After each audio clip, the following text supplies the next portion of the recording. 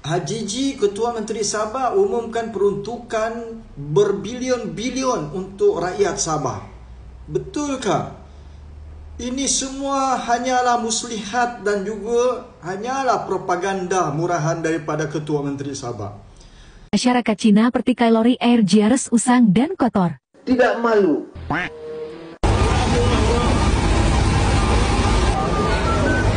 Macam PC buruk saja, but this is where we put our water. Inilah Sabah Maju Jaya. Keluar. Keluar. Umum peruntukan berbilion ringgit, tapi peralatan jentera pun tidak mampu tukar baru. Inilah kerajaan JRS, mereka senang saja makan rasuah, tapi rakyat diberi minum air kotor dan berkarat. JRS Palui. Kalau peruntukan berbilion-bilion ringgit, rakyat Sabah sendiri boleh fikir dan ada akal, ada otak kita. Sudah pasti isu air dapat diselesaikan. Sudah pasti jalan raya dapat diselesaikan. Tidak lagi berlobang-lobang sampai rakyat pun mati terlanggar masuk dalam lubang di jalan raya di Sabah.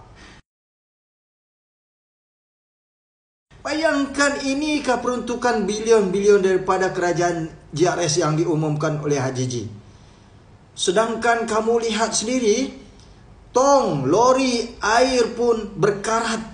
Masyarakat Cina pun sudah tidak puas hati dengan kerajaan JRS.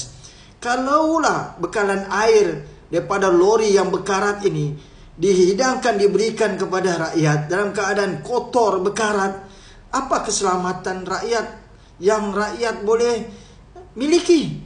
Apa yang kerajaan boleh jaga rakyat ni? Inilah masalahnya kepada kerajaan JRS pimpinan Haji G. Dia tidak sedar bahawa kelemahan dia sebagai seorang pentadbir Ketua Menteri, tapi dia asyik nak menyalahkan pembangkang. Sedangkan dirinya dia tidak cermin muka. Dia tidak beli cermin. Mungkin di rumahnya tidak ada cermin untuk dia pandang muka dia sendiri. Yang gagal dan lemah itu kerajaan JRS dan pimpinan Haji G sendiri. Dan akan rakyat Sabah, fikir-fikirkanlah. Kalau isu air pun dia tidak mampu, jangan dia mau cakap kelentong peruntukan berbilion-bilion untuk rakyat Sabah. Buat malu saja Sabah.